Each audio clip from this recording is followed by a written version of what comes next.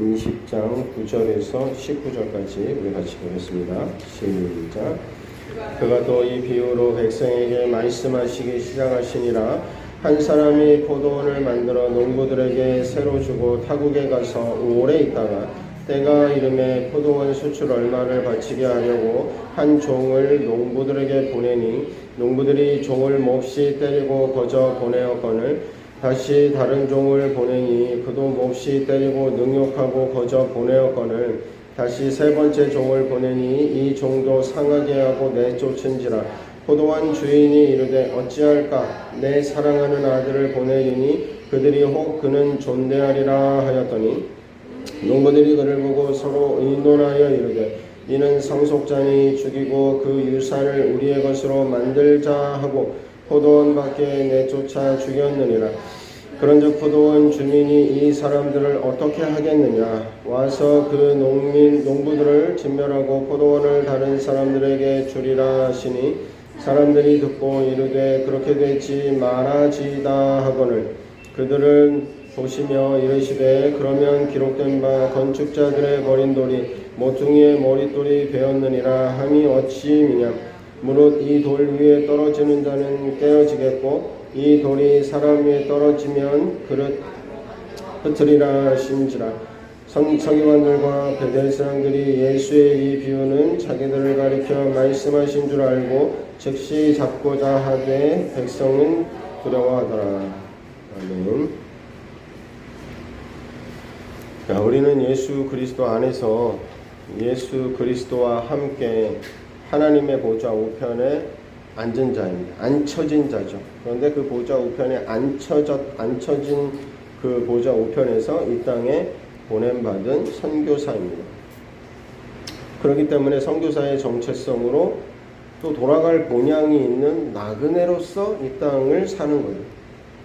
이 땅에 보냄받은 목적이 있기 때문에 그러니까 보냄받은 목적이 있다는 것은 그 목적을 완수하면 돌아갈 곳으로 돌아갈 곳이 있다는 거예요. 사명이 있습니다. 선교사의 사명을 이루기 위해서 우리는 보냄받은 곳 하늘의 자원을 사용해야 합니다. 하늘의 것을 먹으면서 이 땅에 사는 존재인 거예요. 먼저 하늘의 것을 먹는 삶을 우리가 살고 있어야 하고 또 다른 사람에게 하늘의 것을 먹일 줄 알아야 됩니다. 이렇게 선교사로서의 삶을 우리가 살아가고 있을 때 주님은 주님의 때에 우리의 선교 사역을 평가하신다는 거예요. 누가복음 20장 10절 다시 한번 읽어볼게요. 시작. 때가 이름에 포도원 소출 얼마를 바치게 하려고 한 종을 농부들에게 보내니. 여기서 말하는 때는 우리가 익숙하게 알고 있는 그 일반적인 시간을 말하는 것이 아닙니다. 헬라어로 이 때는 크로노스의 시간이 있고 카이로스의 시간이 있어요. 그러니까 어떤 때는 크로노스를 말하는 때고 어떤 때는 카이로스를 말하는 때인 거예요. 그런데 지금 이 말씀의 이 때는 카이로스의 시간을 말하는 거예요. 크로노스는 우리가 알고 있는 일반적인 시간인 거예요. 몇 시부터 몇 시, 뭐 이렇게 눈에 보이는, 가늠이 되는, 모두가 알고 있는. 그래서 약속한 때가 되었다라고 할 때 이 정해진 시간이 되었다는 그런 뜻이에요. 우리 뭐 3시까지 이거를 마감해 주세요. 3시까지 맞춰 주세요. 라고 했을 때 때가 됐어 라고 하면 3시가 됐다는 거죠. 마칠 때가 됐다는 거예요. 약속한 때가 됐다는 거죠. 근데 반면에 카이로스는 주님의 때를 말하는 거예요. 하나님의 시간이에요. 하나님의 시간. 하나님의 때. 그래서 이 카이로스는 우리가 가늠하는 시간 개념으로 분명하게 딱 몇 시까지 이렇게 딱 정해져 있는 시간이 아닙니다. 하나님의 목적 안에서 정해진 때예요. 그러니까 하나님이 행하시는 때를 의미하는 거예요. 그러니까 주님이 다시 오십니다. 주님이 오실 그 시간을 하나님만 알고 있습니다. 때가 되면 주님이 오실 겁니다. 라고 할 때 그때는 카이로스를 말하는 거예요. 하나님의 계획 속에서 하나님이 정하신 그때에 잘 우리는 알지 못하지만 우리는 그 때가 언제인지 몰라요. 그러나 그때에 주님이 다시 오신다. 그거는 카이로스를 말하는 거예요.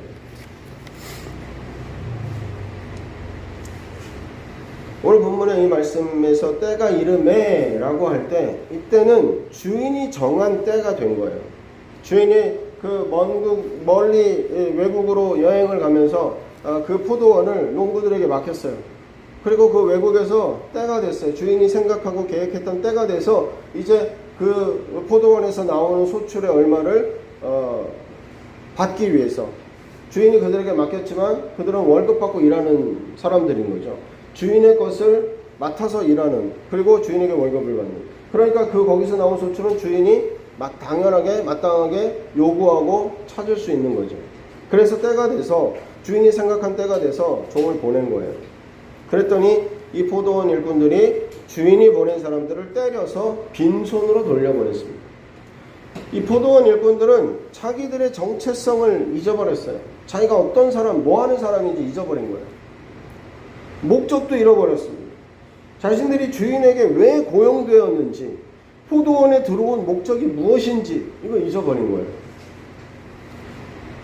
여러분, 우리도 하나님의 선교사로서 하늘에서 보냄받은 자로서의 이 정체성을 잃어버리면, 보냄받은 목적을 잊어버리면, 다시 말하면 선교사로 고용된 목적을 잊어버리면 이 포도원 농부들처럼 될 수 있습니다. 우리도 선교사로서의 이 정체성을 명확히 하고 이 땅에 보냄받은 목적을 잘 알고 그 목적을 따라 살아갈 때 우리는 주인의 때에 바르게 반응할 수 있게 되는 거예요.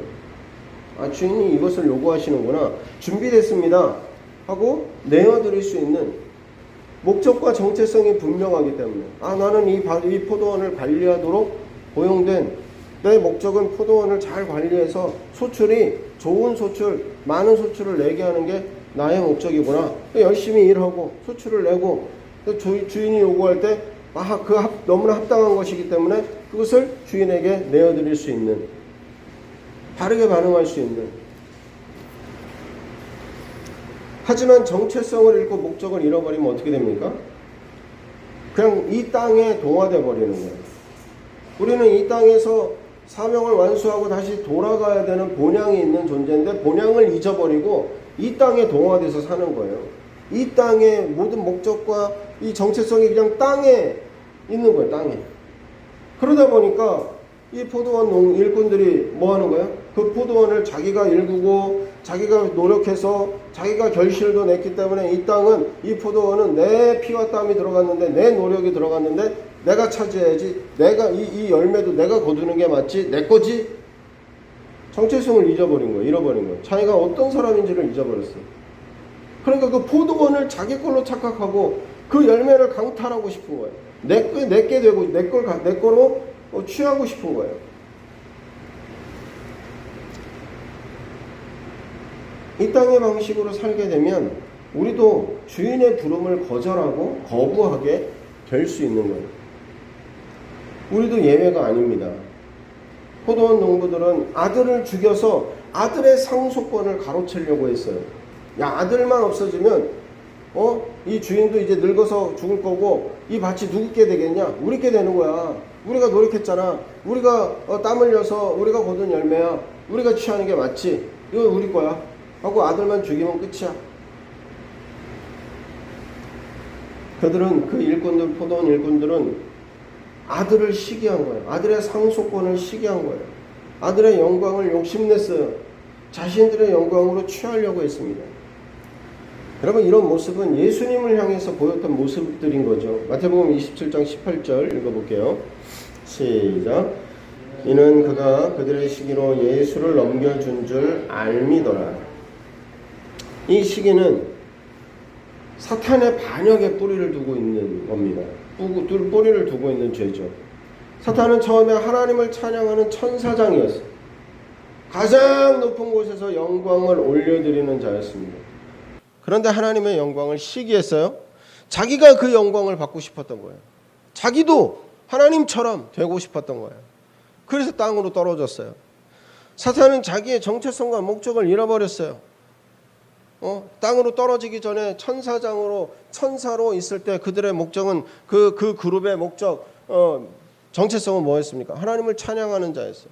하나님께 영광을 가장 가까운 곳에서, 가장 높은 곳에서 하나님께 영광을 돌려드리고 하나님을 높이고 하나님을 찬양하는 게 그들의 정체성이었고 목적이었던 거예요. 그래서 이걸 잃어버리고 잃어버리니까 왜곡되고 뒤틀려 버리는 거죠. 우리도 하나님의 선교사로서의 이 정체성과 이 땅에 보내받은 사명과 목적을 잃어버리면 이 얼마든지 포도원 농부들 같이 되는 거예요. 사단의 죄악의 뿌리를 둔 이 시기의 죄에 빠질 수 있게 되는 겁니다. 내가 주인 노릇하려고 하는 거예요. 내가 주인이 되는 거예요. 내 마음대로, 내 생각대로, 내 뜻대로.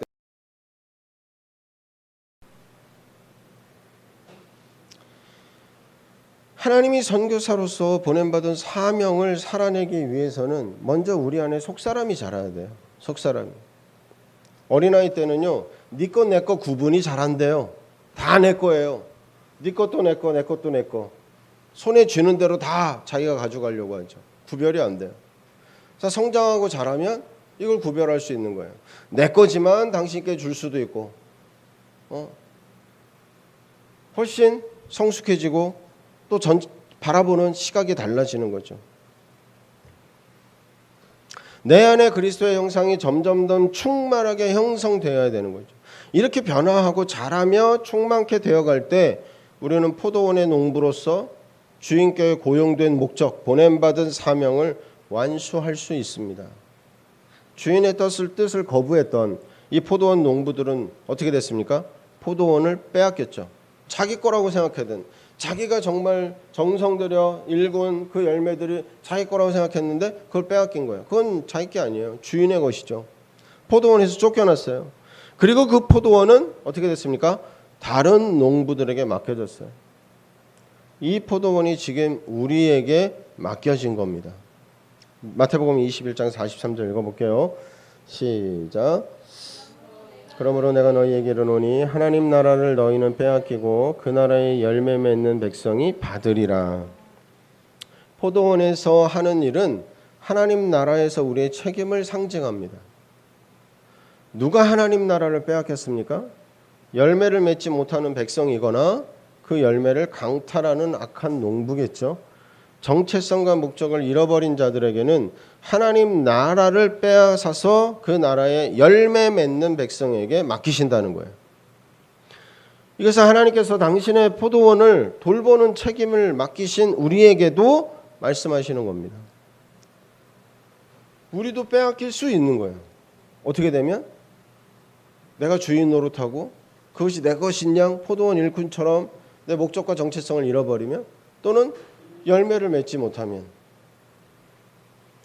이것은 하나님께서 당신의 포도원을 돌보는 그런 책임을 우리에게 맡기셨고 우리에게도 하시는 말씀이라는 거예요. 포도원을 빼앗길 것이냐, 아니면 잘하였도다 착하고 충성된 종아 라고 불림을 받을 것인가. 지금 이 시기가요, 지금 우리가 이제 7월 말 이제 8월 달 들어서고 있잖아요. 지금 이 시기가 한 해 동안의 씨앗을 뿌리고 땅을 돌보고 마지막에 추수를 하듯이 한 해 동안 구원의 절기를 살아온 그 결실을 추수하는 시기인 거예요. 이 구원의 절기는 9월부터 시작한다고 그랬죠. 한 해의 시작이 9월이라고 그랬죠. 영적인 달력은 9월에 시작된. 그러니까 우리가 작년 9월에 시작해서 한 해를 살아온 거예요. 그러니까 이 8월 달, 7월부터 이 8월 달은 어떤 시기예요? 이제 추수하는 시기인 거예요. 결실하는 시기. 주인이 너 열매 거둔 거, 너 한 해 동안에 추수한 거 이제 나에게 보내라 라고 하는 그 시기인 거예요. 그 열매를 평가하고 열매를 주인이 셈하는 그런 시기라는 거예요.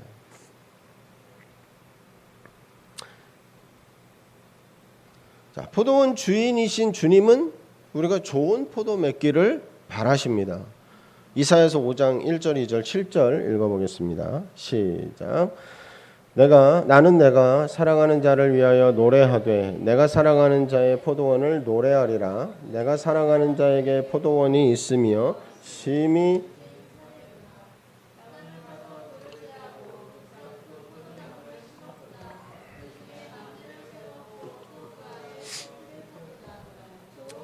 맺기를 바랐더니 들포도를 맺었도다. 무릇 만군의 여호와의 포도원은 이스라엘 족속이요. 자, 여기서 나는 내가 사랑하는 자를 위해 노래하되, 그래서 나는 누굽니까? 이사야 선지자죠. 선지자가 사랑하는 자를 위해 노래한다고 말씀합니다. 사랑하는 자는 여호와 하나님을 말씀하는 거예요. 여호와 하나님. 그리고 포도원은 7절의 말씀과 같이 이스라엘이에요. 이스라엘 족속. 하나님께서 선택하신 이스라엘은요, 기름진 산에 있는 포도원인 거예요. 좋은 장소였을 뿐만 아니라 하나님은 그 좋은 장소를 마련하셔서 그 땅을 파고 돌을 제하고 거기에 극산품 포도를 심으셨어요. 좋은 땅에 좋은 포도를 심었고 또 그 땅을 고르고 좋은 포도를 맺을 수 있는 모든 수고를 다 하셨어요. 그렇기 때문에 좋은 포도를 기대하는 건 너무나 당연한 일이라는 거예요. 좋은 포도를 맺을 수 있는 모든 조건을 다 갖추신 거예요.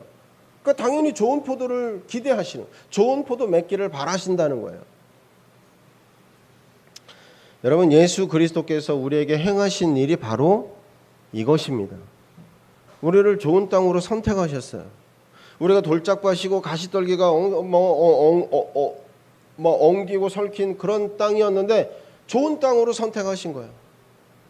그리고 그 땅을 개간하신 거예요. 가시떨기를 제거하시고 돌짝을 제거하시고 그래서 그 땅을 좋은 밭으로, 좋은 땅으로 선택하셔서 좋은 땅으로 일구신 거예요.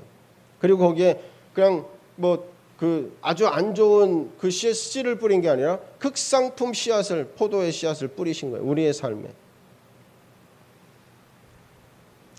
우리를 죄에서 의로 옮기시고 하나님의 자녀로 회복하셨습니다. 대신 십자가에 죽으시고 부활하시고 승천하심으로 우리의 삶을 최고의 포도원이 되게 하신 거예요. 하나님의 의를 행하고 좋은 열매를 맺을 수 있도록 모든 수고를 다 하신 거예요. 우리를 위해서. 그러니까 우리는 좋은 포도를 맺을 수 있는 조건이 구비된 거예요. 예수님의 십자가의 죽으심과 부활과 승천을 통해서.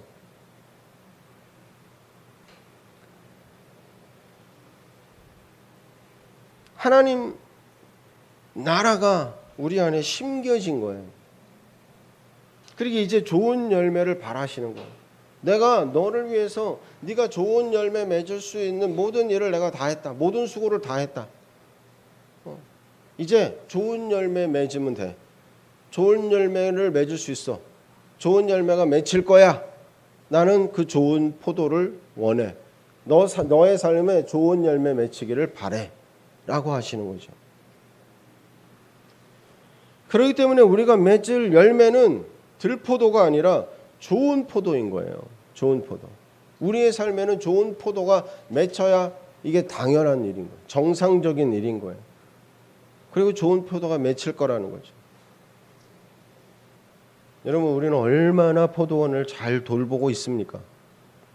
한 해의 영적 달력이 끝나가는 이 시점에 우리는 포도원의 주인이신 하나님께 드릴 것이 있는가? 우리에게서 뭔가를 찾으시려고 요구하실 때 우린 드릴 것이 있는가?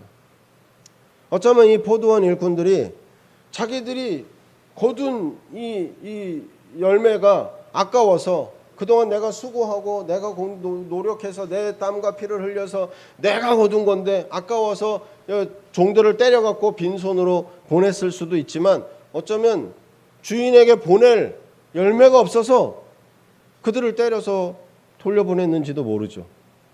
들을 게 없어서. 그 얘기는 뭡니까? 그 포도원을 제대로 관리하지 않은 거죠. 그냥 포도원에서 제대로 일하지 않고 내 마음대로 내 뜻대로 그냥 살았던 거죠. 그러니까 드릴 게 없으니까 그 주인에게 그 주인이 보낸 종을 그냥 때려서 보낸 거예요. 그리고 주인의 아들을 상속자를 죽이면 내 마음대로 살 수 있다는 거예요. 이제 일하지 않아도 되고 열매를 언제까지 보내야 되기 때문에 이 마감에 쫓기지 않아도 되고 그냥 내 마음대로 내 뜻대로 살 수 있겠구나라고 생각했을 수도 있겠죠. 우리는 포도원의 좋은 농부인가? 포도원을 잘 돌보고 있는가? 주인이 요구하시는 것을 드릴 것이 있는가? 우리 마가복음 4장 26절에서 29절 한번 읽어보도록 하겠습니다. 같이 읽겠습니다. 시작. 또 이르시되 하나님의 나라는 사람이 씨를 땅에 뿌린과 같이 그가 밤낮 자고 깨고 하는 중에 씨가 나서 자라되 어떻게 그리 되었는지 알지 못하느니라. 땅이 스스로 열매를 맺되 처음에는 싹이요 다음에는 이삭이요 그 다음에는 이삭의 충실한 곡식이라. 열매가 익으면 곧 낫을 되나니 이는 추수 때가 이르렀음이라. 하나님의 나라가 어떤 나라라고 말씀하십니까? 씨를 뿌리면 자라서 열매 맺는 나라라는 거예요. 그런데 그 씨가 어떻게 자라는지 몰라요. 어떻게 자라는지는 모르는데 하나님의 나라의 땅은 스스로 열매를 맺는다는 거예요. 스스로. 씨를 뿌리면 이 땅이 그 씨를 자라게 해요. 그래서 스스로 열매를 맺는 거예요. 어떻게? 처음에는 싹이요, 그 다음에는 이삭이요, 그 다음에는 곡식이요, 그리고 열매를 맺는다는 거예요. 하나님의 나라를 단계별로 자라고 성장합니다. 하나님의 나라는. 그런데 우리가 어떻게 자라는지, 언제 자라는지는 알지를 못한다는 거예요. 그러면 중요한 건 뭘까요? 농부가 해야 하는 중요한 일은 무엇입니까? 씨를 뿌리는 거죠. 씨를. 하나님의 나라에 씨를 뿌리는 거예요. 뿌린 씨앗이 자라는 거예요. 뿌리지 않았는데 자라는 일은 없는 거죠. 자라는 것이 있다는 것은 뿌린 것이 있다는 거고, 자라는 일이 없다는 것은 뿌리지 않았다는 얘기인 거예요. 하나님의 나라는 뿌리면 자라는 곳이 하나님의 나라예요. 씨앗이 심겨지면 스스로 열매를 맺는 곳이에요. 근데 열매 맺는 게 없어요? 자라는 게 없어요? 그게 뭐예요? 뿌리지 않았다는 거예요. 심겨지지 않았다는 거죠. 여러분, 하나님의 나라의 씨앗은 무엇입니까? 하나님의 나라의 씨앗은 뭡니까? 하나님의 말씀이죠. 하나님의 말씀. 생명의 씨앗, 말씀의 씨앗, 신비의 말씀. 이 말씀의 씨앗이 우리 안에, 우리 마음밭에 뿌려질 때 그 씨는 우리가 모르는 가운데서도, 우리가 미처 깨닫지 못하는 가운데서도 계속 뭐하고 있어요? 자라고 있어요. 이게 하나님의 나라의 원리예요. 계속 자라고 있어요. 우리의 책임, 우리의 사명은 계속 씨를 뿌리는 거예요. 하나님의 말씀을 계속 받는 거예요. 그 말씀이 우리의 마음에 계속 심겨지게 하는 거예요. 하나님의 나라의 땅을 돌보는 것은 씨를 뿌리는 일인 거예요. 올해 봄에 씨앗을 뿌리지 않았다면 가을에 거둘 것이 없습니다. 거둘 것이 있으려면 씨를 뿌리는 것이 있어야 되는 거예요. 지금 시기는 올해 추수의 열매를 드리는 절기인 거예요. 우리는 성육신의 절기에 그리스도의 신성한 씨앗을 우리의 마음 가운데 받았습니다. 구원의 은혜가 씨앗으로 임한다고 그랬죠. 그리스도의 신성한 본성이 우리 안에 들어온 거예요. 씨앗이 뿌려진 거예요. 우리의 마음밭에 씨앗이 심겨진 거예요. 주님은 씨앗을 뿌리셨어요. 그렇기 때문에 그 씨앗에 대한 열매를 바라시는 거예요. 주님이 뿌리셨기 때문에 열매를 요구하시고 기대하시는 거예요. 십자가의 절기에 사순절 고난주간을 지내면서 우리의 마음의 땅에서 돌을 골라내고 잡초를 뽑아내고 경작하고 가지치기 하는 수고를 했습니다. 또 매 때마다 특별한 은혜를 위로부터 받으면서 물을 주고 거름을 주고 씨앗을 돌본 겁니다. 지금 우리의 이 추수의 열매는 내 안에 그리스도의 신성한 씨앗이 얼마나 자랐는가 하는 거예요.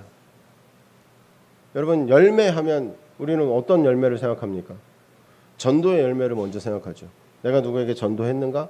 누구를 예수 믿게 했는가? 교회에 데려왔는가? 이걸 먼저 생각하시잖아요. 그것도 열매예요. 그것도 열매인데 더 중요한 열매는 뭐예요?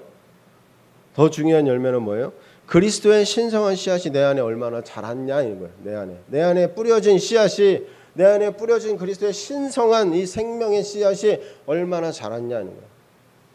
그리스도의 형상이, 우리는 하나님의 형상과 모양을 따라 창조함 받았잖아요.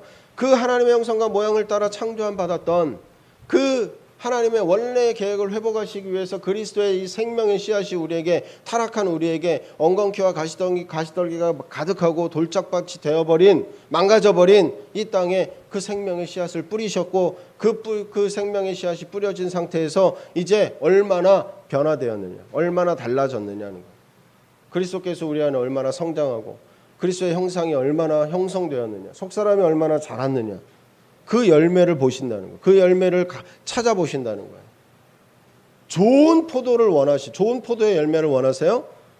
어떤 열매요? 가장 먼저 우리 안에 속사람이 장성한 분량으로 자라는 거예요. 그리스도가 우리 안에 형성되는 거예요. 내가 주인 노릇하던 삶이 이제 그리스도가 주인된 삶으로 변화되고 바뀌는 거예요.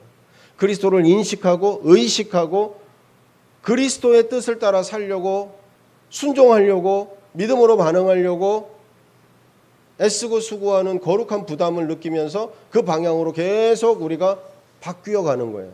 계속 그리스도의 방향으로, 그리스도의 삶으로 하나님을 향해서 계속 옮겨져 가는 거예요. 그 변화가 내 안에 있느냐는 거예요. 잘았냐?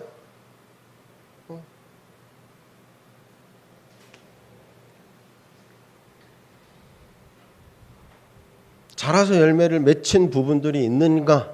우리의 삶이 얼마나 변했는가? 얼마나 성장했는가? 한 해 동안 작년 8월, 9월부터 지금 한 해를 살면서 우리 안에 열매가 있느냐는 거야. 열매로 보여지는 그 열매가 딱 이런 모습으로 뭔가 이렇게 딱 드러날 수도 있겠지만 계속해서 성장하고 변화해가는, 자라가는 그 모습일 수 있는 거예요. 그걸 찾으시는 거예요. 오늘 소그룹 때 한번 나눠보세요. 계속 자라야 할 부분은 어떤 부분인지, 열매로 맺혀지고 있는 부분이 있는지, 변화하고 있는 것들을 느끼는 그런 면들이 내 안에 있는지. 올해 우리 삶 가운데 수확할 열매가 보이느냐는 질문을 한 해 동안 얼마나 잘 붙어 있었냐는 질문과 같은 질문인 거예요. 요한복음 15장 4절 5절 읽어보겠습니다. 시작. 내 안에 거하라 나도 너희 안에 거하리라. 가지가 포도나무에 붙어있지 아니하면 스스로 열매를 맺을 수 없음같이 너희도 내 안에 있지 아니하면 그러하리라. 나는 포도나무요 너희는 가지라. 그가 내 안에 내가 그 안에 있으면 사람이 열매를 많이 맺나니 나를 떠나서는 너희가 아무것도 할 수 없음이라. 가지는 혼자서 열매를 맺을 수 없습니다. 줄기에 잘 붙어 있어야 되는 거예요. 붙어 있을 때 저절로 맺히는 게 열매인 거예요. 그러니까 가지가 열매를 맺는 어떤 액션을 취하는 게 아니에요.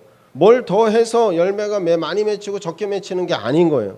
가지의 사명은요, 잘 붙어 있는 거예요. 그 가지가 할 수 있는 일이고 해야 되는 일이고 가지에게 제일 중요한 일인 거예요. 잘 붙어 있는 일. 잘 붙어서 줄기로부터 오는 그 영양분을 계속 잘 받는 일이 제일 중요한 거예요. 그 가지가 해야 되는 일이고 할 수 있는 일인 거예요. 잘 붙어 있고 잘 받기만 하면 열매는 저절로 맺히는 거예요. 한 해 동안 잘 붙어서 주시는 것을 잘 받았다면 자라는 것은, 열매가 자라고 맺히는 것은 우리가 염려할 필요가 없는 거예요. 하나님의 나라는 어떤 나라라고 그랬어요? 스스로 열매를 맺는 나라라고 그랬어요. 씨앗이 심기면 우리 눈에 보이지 않지만 계속 자라는 나라가 하나님 나라라고 그랬어요. 우리가 예수 그리스도께 붙어 있으면, 하나님의 나라 안에 거하고 있으면, 우리 안에 하나님의 나라가 있고 그 하나님의 나라가 그 일을 행하는 것을 알고 있으면, 그래서 계속 예수 안에 거하는 일이 계속 우리의 관심사에서 제일 중요한 일이면 우리의 삶에는 지금 당장 열매가 보이지 않아도 열매가 맺혀지고 있는 거예요. 계속 자라고 있는 거예요. 계속 나타나고 있는 거예요. 다만 우리의 눈에 뚜렷하게 드러나지만 않았을 뿐인 거예요. 때가 되면 나타나 보이게 됩니다. 잘하고 있는 겁니다. 여러분을 한 해 포도나무이신 주님께 붙어있는 삶을 잘 사셨습니까? 여러분, 한 해 동안 어떤 때는 떨어졌다가 붙었다 했을지 몰라도 떨어진 상태에서 계속 떨어진 상태로 있는 게 아니라 다시 또 붙었답니다. 계속 붙으려고 계속 붙어가다가 그러다가 붙는 거예요. 처음에는 우리의 육의 본성이요, 우리의 새 사람을 제어하려고 그래요. 육의 본성이 강할 때는 육이 나를 제어하고 나를 컨트롤하려고 해요. 처음에는. 근데 이 싸움이 역전이 되는 거예요. 그 싸움을 계속 붙들고 있을 때 역전이 되는 거예요. 나중에는 육이 힘을 잃어요. 육이 완전히 죽어질 때까지 그 싸움을 지속하는 거예요. 우리 줄다리기를 할 때요, 영차 이렇게 해가지고는 힘센 사람이 이겨요. 근데 조금 피지컬이 좀 약해도 힘이 조금 질 것 같은 팀도 이 줄다리 시작했을 때 완전히 들어 놓는 거예요. 땅에 닿을 정도로 이 뒤꿈치로 땅을 딱 기대고 그 멤버들이 전체가 다 들어놓고 계속 버텨요. 그럼 이길 수 있어요. 저쪽 팀이 같은 전략을 쓴다면 다르겠지만 저쪽 팀이 영차 하고 있으면 반드시 이겨요. 왜요? 여기는 계속 땡기고 있는 거예요. 근데 저기는 0 할 때 내주는 거죠. 영 할 때 내주고 차 할 때 끌어당기는데 영 할 때 내주는데 저쪽은 계속 당기고 있으니까 영 할 때 딸려가는 거예요. 차는 조금 당기고 영은 또 딸려가고. 반드시 이기게 돼 있어요. 계속 당기고 있으면. 여러분 우리가 계속 붙어 있으면 계속 이 삶을 살아가고 있으면 중간에는 떨어질 때도 있고 중간에는 어긋날 때도 있고 어떤 때 멈출 때도 있고 비록 그런 모습이 있다 할지라도 다시 또 붙고 다시 또 땡기고 다시 또 살아가면 결국 우리는 이기게 돼 있어요. 결국 우리는 열매를 맺게 돼 있어요. 하나님의 나라는 열매가 맺히는 나라예요. 그 씨앗을 우리에게 주세요. 계속해서 그 씨앗을 우리에게 심고 계세요. 예수님은. 그래서 우리에게 너는 좋은 포도 열매를 맺을 수 있는 땅이야 라고 말씀하시고 그 열매를 우리에게 기대하시는 거예요. 자라게 하는 것은 내가 하는 게 아니에요. 하나님만 자라게 하실 수 있습니다. 고린도전서 3장 7, 8절 읽어보겠습니다. 시작. 심는 이나 물 주는 이는 아무것도 아니로되 오직 자라게 하시는 이는 하나님뿐이니라. 심는 이와 물 주는 이는 한 가지이나 각각 자기가 일한 대로 자기의 상을 받으리라. 내 책임은 자라게 하는 것에 있지 않아요. 열매는 내 소관이 아니에요. 나의 책임은 심고 물 주는 겁니다. 심고 물 주는 거. 자라게 하시는 이는 누구예요? 오직 하나님이시라는 거예요. 오직 하나님이십니다. 하나님의 나라는 심기면 자라는 나라예요. 스스로 열매 맺는 나라예요. 그 나라가 어떤 나라라고요? 하나님의 나라예요. 하나님이 하시는 일이에요. 그렇기 때문에 열매가 눈에 보이지 않는다고, 변화가 확연하게 나타나지 않는다고, 삶이 그대로 있는 것 같다고 낙심하고 절망하지 마십시오. 신실하신 하나님께서 자라게 하시고 계시기 때문에 그래요. 우리는 더욱 하나님을 신뢰함으로 우리의 역할, 우리의 책임을 열심히 하고 있으면 되는 거예요. 그게 뭡니까? 심는 거예요. 물 주는 거예요. 뭘 심어요? 우리의 마음밭에 말씀을 심어야죠. 말씀을 계속 심으셔야 돼요. 여러분 이제 우리가 이 정도 됐으면요. 매일 말씀 읽는 수준은 돼야 돼요. 매일 말씀을 읽는 수준은 되셔야 돼요. 우리가 지금 그 정도는 됐어요. 지금 몇 년째 하고 있잖아요. 이제는 매일 말씀은 읽는 게 그냥 루틴이 되셔야 돼. 생활 습관이 되셔야 돼요. 그리고 이제 그 양을 조금씩 늘려가시는 거예요. 늘려가시는 거예요. 저도 이 루틴을 잡는데 시간이 오래 걸렸어요. 됐다 안 됐다 됐다 안 됐다 어쨌든 많이 먹었다 조금 먹었다 그 과정을 거쳐서 이제 건강한 삶을 살듯이 건강한 영적인 삶을 살아가는 거예요. 건강한 루틴을 가지고 그걸 만드시는 거예요. 이제 우리가 그 정도는 할 수 있어야 돼요. 말씀을 계속 심어야 돼요. 심은 생명의 말씀을 돌보시는 거예요. 상은 어떤 상을 받는 겁니까? 자라게 했는지 못했는지가 아니라 씨앗을 심고 물을 준 대로 일한 대로 자기 상을 받는다고 말씀하시는 거예요. 우리 역할은요. 심고 물 주는 거예요. 하나님은 하나님의 역할을 온전히 하십니다. 반드시 하십니다. 이루십니다. 자라게 하시는 분은 하나님이세요. 그 얘기는 뭡니까? 심으면 자라는 거는 걱정하지 말라는 거예요. 하나님 그건 하나님이 하신다는 거예요. 우리는 뭐 해요? 심고 물 주는 일을 하는 거예요. 말씀을 먹어야죠. 말씀을 심어야죠. 내 삶에 말씀이 떨어지지 않게 하셔야죠. 이게 우리의 몫이에요. 그러면 하나님은 자라게 하신다는 거예요. 자, 그러면 선교사의 포도원에서 하나님이 찾으시는 열매는 뭔가요? 누가복음 10장 1절 읽어보도록 하겠습니다. 시작. 그 후에 주께서 따로 70인을 세우사 친히 가시려는 각 동네와 각 지역으로 둘러 앞서 보내시며 우리에게 맡기신 포도원은 어떤 모습인가요? 하나님께서 각자에게 맡기신 포도원은 하나님 나라에서 우리에게 주신 책임에 따라 그 모양과 모습이 다 다른 거예요. 그러니까 우리가 담당한 포도원이 획일적인 게 아니라 다 다른 거예요. 그 사람의 모습의 삶에 따라서 하나님 우리에게 그 사람에게 합당한 그 사람에게 맞는 포도원을 맡기신 거예요. 그 얘기는 무슨 얘기냐? 예수님께서는 제자들을 파송하시면서 당신께서 친히 가시려고 하시는 곳에 앞서서 제자들 보내셨어요. 제자들을 아무데나 보내신 게 아니라 너희들 가고 싶은 데로 가 하신 게 아니라 어디로 가야 될지를 정해서 보내신 거예요. 근데 그곳이 어떤 곳이에요? 예수님이 가려고 하시는 곳이에요. 예수님이 가시려고 하시는 곳이에요.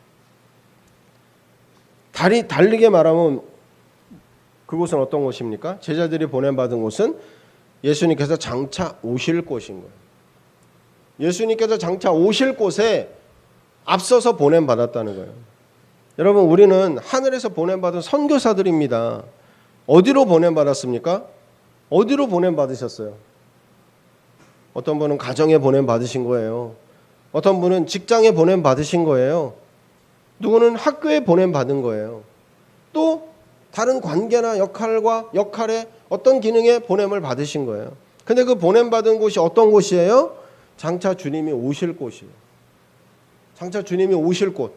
주님이 오셔서 뭐 하십니까? 계산하시는 거죠. 셈하시는 거예요. 다 심판하시고 다스리시는 거예요.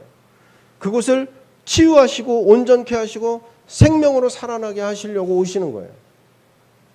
그곳에 우리가 먼저 앞서서 보냄받은 거예요. 그곳이 포도원이에요. 우리의 포도원. 우리가 경작하고 우리가 일구어야 될 포도원. 포도를 맺어야 할 곳인 거예요. 포도를. 우리는 내 가정에서 포도를 맺으셔야 돼. 좋은 포도를 맺으셔야 돼. 일터에서, 내가 보냄받은 곳에서. 하나님은 우리 포도원에서 좋은 포도가 맺기를 기대하시는 거예요. 우리 아까 읽었던 말씀인데 이사야서 5장 2절 말씀인 거죠. 띄워주세요. 예수님께서 십자가 위에서 기대하시고 바라셨던 열매가 바로 이 극상품 포도였습니다. 그러나 예수님은 전혀 다른 것을 받게 되신 거예요. 요한복음 19장 28, 29절 읽어보도록 하겠습니다. 시작.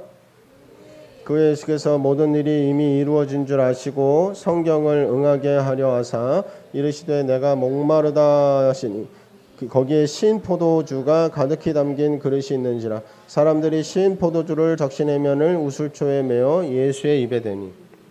이 신 포도주는요, 고대 로마 군인들이 이 신 포도주에 물을 탄 것으로 이 포스카라고 불렸대요. 포스카라는 이름으로 불린 음료였던 거죠. 그들이 마시는. 그래서 신 포도주에 식초, 물, 그리고 약간의 어떤 향료들을 섞어서 만든 음료. 이게 꽤 인기가 있었대요. 그리스 때부터 인기가 있는 그런 음료였대요. 왜 그러냐면 아마 값이 쌌던 것 같아요. 로마 군인들 그리고 하층민, 농민들이 매일 마실 수 있었던 그런 음료였고 그들이 매일 마셨던 그만큼 인기가 있었다고 그래요.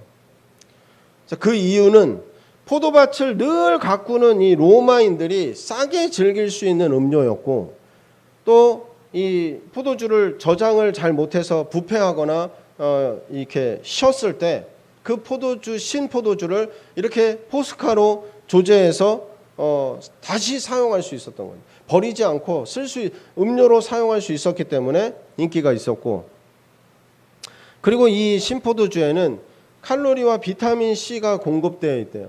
그래서 이 괴혈병을 예방한대요. 괴혈병을 예방하고 또 로마 군인들은 계속 이동했잖아요. 계속 전쟁을 했기 때문에 다른 지역에 계속 이동하다 보면 무슨 문제가 생깁니까? 물갈이를 하죠. 물 때문에 이질에 걸리기도 하고 물이 바뀌어서 이 고통을 겪기도 하고. 그런데 이 신포도주가 그런 어떤 이 신포도주에는 강한 산이나 이런 것이 내포되어 있어서 어떤 박테리아나 이런 그런 냄새들을 해결해 줬다는 거예요. 그래서 신포도주를 먹음으로 이 물 때문에 설사를 하고 이런 것들을 예방할 수 있었다는 거예요.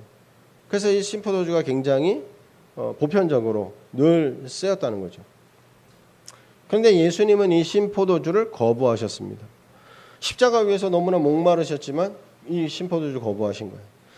예수님의 구원의 행적을 통해서 우리의 삶에 맺게 하시는 열매는 극상품 포도인 거예요.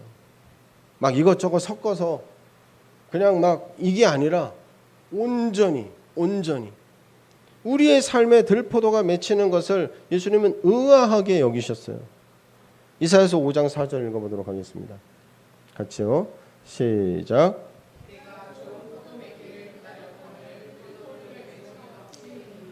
예수님께서 행하신 모든 일은 좋은 포도가 맺히는 일이셨던 거예요. 좋은 포도를 맺는 것이 어렵고 힘든 일이 아니라 이게 정상적인 일이라는 거예요. 정상적인 일. 예수님께서 우리의 삶에 그 일을 이루신 겁니다. 이미 완성하시고 이미 이루셨어요. 그걸 우리가 받았어요.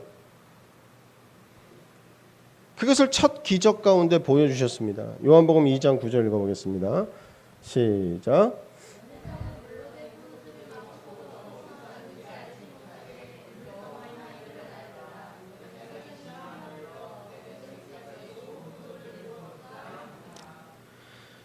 포도주에 이것저것 섞어서 만든 음료가 아니었습니다. 예수님이 나타내 보여주신 이 포도주는 물로 포도주를 만드셨어요.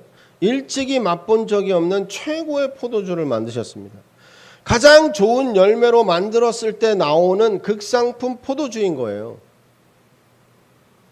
이런 포도주를 어디에서 여태껏 놔뒀냐. 이 최고의 포도주를, 이게 뭐예요? 최고의 포도주라는 것은 최고의 열매로 만든 거라는 거예요. 가장 좋은.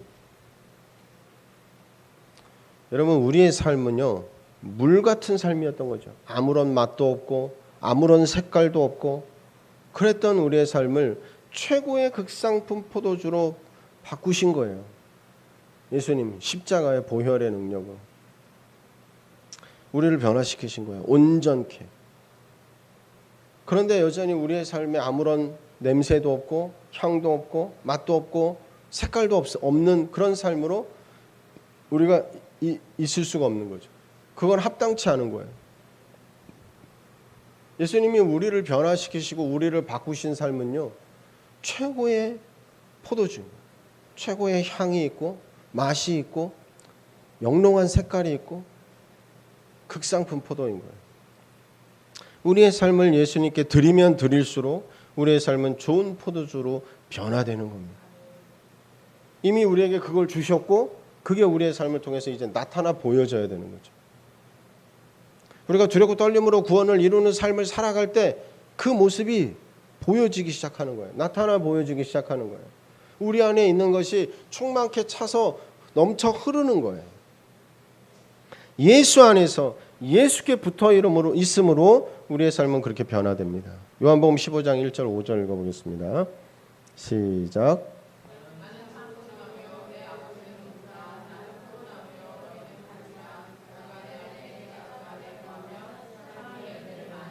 나를 떠나서는 너희가 아무것도 할 수 없습니다. 우리는 예수 그리스도를 떠나서는 아무것도 할 수 없습니다. 믿으십니까? 이걸 기억해야 돼요. 예수 그리스도를 떠나서는 아무것도 할 수 없습니다. 우리의 삶에서 예수님이 찾으시는 열매는 예수께 붙어 있을 때, 예수 안에 거할 때, 예수 그리스도와 더욱더 연합할 때 자연스럽게 맺혀지는 거예요. 그렇게 맺혀지지 않는 다른 열매, 그렇게 맺은 열매가 아닌 다른 열매, 내 노력으로, 내 수고로, 내 열심으로 맺은 열매, 그 열매가 많으면 많을수록 우리는 어떤 생각을 하게 돼요? 야, 이거 내가 노력해서 내가 수고해서 얻은 건데 이거를 그냥 준다고? 내가 주인 노릇하는 욕심과 시기와 이런 죄가 우리 이 죄 가운데 우리 가까워지는 거예요. 내가 맺는 게 아니라 내게서 자연스럽게 맺어지는 열매를 보아야 되는 거예요. 주님의 것임을 우리가 깨닫고 경험하는 거예요.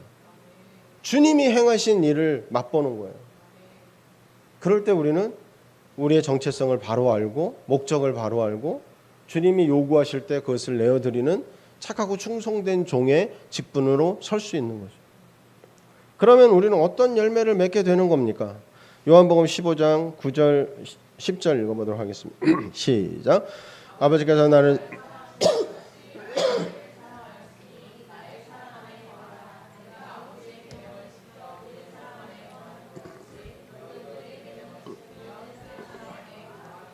포도나무이신 주님께 붙어 있으므로 가진 우리의 삶의 끝에 맺히는 열매는 어떤 열매예요? 어떤 열매가 맺혀요? 포도겠죠. 포도나무에 붙어있는 가지가 어떤 열매를 맺어요? 당연히 포도를 맺어야죠. 거기에 바나나가 열리고 거기에 메론이 열리고 그러면 이거 안 되는 거예요. 그 열매는 가짜예요. 가짜. 포도나무에는 포도가 맺혀야 돼요. 그러면 우리는 어떤 열매를 맺어야 됩니까? 예수 그리스도가 맺은 열매를 똑같은 열매를 맺어야 되는 거예요. 예수의 향이 나야 되고 예수 그리스도의 그 이루신 일들이 우리의 삶에 드러나야 되는 거죠. 여러분, 포도는 사랑을 상징한대. 사랑을 상징. 포도를 얘기할 때, 포도주를 얘기할 때 사랑을 상징한다는 거예요. 그렇기 때문에 우리의 삶에 맺히는 열매도 사랑인 거예요. 사랑. 예수님이 왜 이 땅에 성육신하셔서 오셨습니까? 왜 십자가를 지셨습니까? 왜 죽으셨습니까? 왜 부활하시고 왜 승천하셨어요? 부활의 영광으로 우리 가운데서 같이 거하시면서 그 영광을 누리고 이제 예수님의 그 왕으로서의 이 수고와 모든 보상을 받으실 수 있는데 왜 부활하시고 나서 올라가셨어요? 떠나셨어요? 사랑하셔서요. 우리를 위해 보혜사 성령을 보내주시기 위해서. 그래야 우리가 그 성령과 함께 예수님이 이루신 삶을 실제로 살아낼 수 있기 때문에 사랑으로 오셨고 사랑으로 죽으셨고 사랑으로 가셔서 사랑으로 우리에게 보내주신 거예요. 예수님은요 사랑에, 그런데 하나님의 영광을 시기했어요. 자기가 그 영광을 받고 싶었던 거예요. 자기도 하나님처럼 되고 싶었던 거예요. 그래서 땅으로 떨어졌어요. 사탄은 자기의 정체성과 목적을 잃어버렸어요. 땅으로 떨어지기 전에 천사로 있을 때 그들의 목적은 그 그룹의 목적, 정체성은 뭐였습니까? 하나님을 찬양하는 자였어요. 하나님께 영광을 가장 가까운 곳에서, 가장 높은 곳에서 하나님께 영광을 돌려드리고 하나님을 높이고 하나님을 찬양하는 게 그들의 정체성이었고 목적이었던 거예요. 그래서 이걸 잃어버리고 이거를 잃어버리니까 왜곡되고 뒤틀려 버리는 거죠.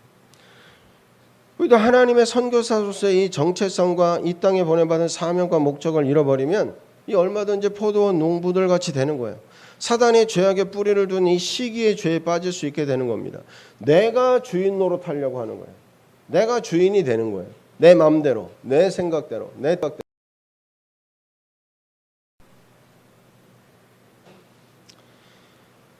하나님이 선교사로서 보냄받은 사명을 살아내기 위해서는 먼저 우리 안에 속사람이 자라야 돼요.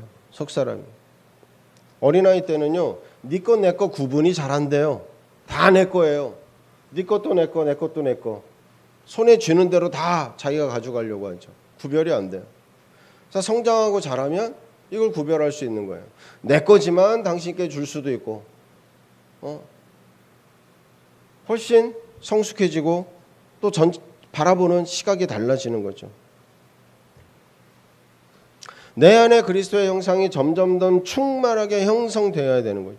이렇게 변화하고 자라며 충만케 되어갈 때 우리는 포도원의 농부로서 주인께 고용된 목적, 보냄받은 사명을 완수할 수 있습니다. 주인의 뜻을 거부했던 이 포도원 농부들은 어떻게 됐습니까? 포도원을 빼앗겼죠. 자기 거라고 생각하던, 자기가 정말 정성 들여 일군 그 열매들이 자기 거라고 생각했는데 그걸 빼앗긴 거예요. 그건 자기 게 아니에요. 주인의 것이죠. 포도원에서 쫓겨났어요. 그리고 그 포도원은 어떻게 됐습니까? 다른 농부들에게 맡겨졌어요. 이 포도원이 지금 우리에게 맡겨진 겁니다. 마태복음 21장 43절 읽어볼게요. 시작. 그러므로 내가 너희에게 이르노니 하나님 나라를 너희는 빼앗기고 그 나라의 열매 맺는 백성이 받으리라. 포도원에서 하는 일은 하나님 나라에서 우리의 책임을 상징합니다. 누가 하나님 나라를 빼앗겼습니까? 열매를 맺지 못하는 백성이거나 그 열매를 강탈하는 악한 농부겠죠. 정체성과 목적을 잃어버린 자들에게는 하나님 나라를 빼앗아서 그 나라의 열매 맺는 백성에게 맡기신다는 거예요. 이것은 하나님께서 당신의 포도원을 돌보는 책임을 맡기신 우리에게도 말씀하시는 겁니다. 우리도 빼앗길 수 있는 거예요. 어떻게 되면? 내가 주인 노릇하고 그것이 내 것인 양 포도원 일꾼처럼 내 목적과 정체성을 잃어버리면, 또는 열매를 맺지 못하면, 이것은 하나님께서 당신의 포도원을 돌보는 그런 책임을 우리에게 맡기셨고 우리에게도 하시는 말씀이라는 거예요. 포도원을 빼앗길 것이냐, 아니면 잘하였도다 착하고 충성된 종아 라고 불림을 받을 것인가. 지금 이 시기가요, 지금 우리가 이제 7월 말 이제 8월 달 들어서고 있잖아요. 지금 이 시기가 한 해 동안의 씨앗을 뿌리고 땅을 돌보고 마지막에 추수를 하듯이 한 해 동안 구원의 절기를 살아온 그 결실을 추수하는 시기인 거예요. 이 구원의 절기는 9월부터 시작한다고 그랬죠. 한 해의 시작이 9월이라고 그랬죠. 영적인 달력은 9월에 시작된. 그러니까 우리가 작년 9월에 시작해서 한 해를 살아온 거예요. 그러니까 이 8월 달, 7월부터 이 8월 달은 어떤 시기예요? 이제 추수하는 시기인 거예요. 결실하는 시기. 주인이 너 열매 거둔 거, 너 한 해 동안에 추수한 거 이제 나에게 보내라 라고 하는 그 시기인 거예요. 그 열매를 평가하고 열매를 주인이 셈하는 그런 시기라는 거예요.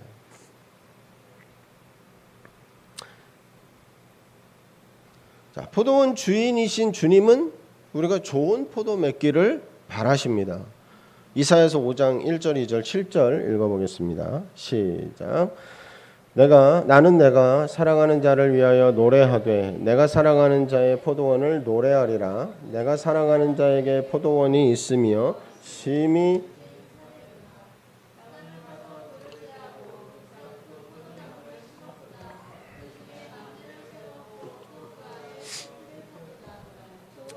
맺기를 바랐더니 들포도를 맺었도다. 무릇 만군의 여호와의 포도원은 이스라엘 족속이요. 자, 여기서 나는 내가 사랑하는 자를 위해 노래하되, 그래서 나는 누굽니까?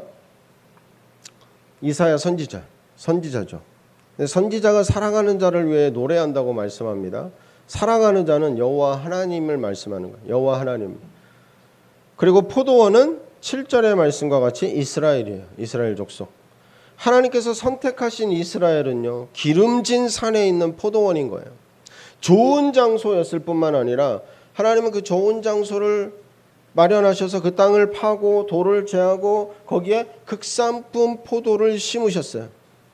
좋은 땅에 좋은 포도를 심었고 또 그 땅을 고르고 좋은 포도를 맺을 수 있는 모든 수고를 다 하셨어요. 그렇기 때문에 좋은 포도를 기대하는 건 너무나 당연한 일이라는 거예요. 좋은 포도를 맺을 수 있는 모든 조건을 다 갖추신 거예요. 그러니까 당연히 좋은 포도를 기대하시는, 좋은 포도 맺기를 바라신다는 거예요.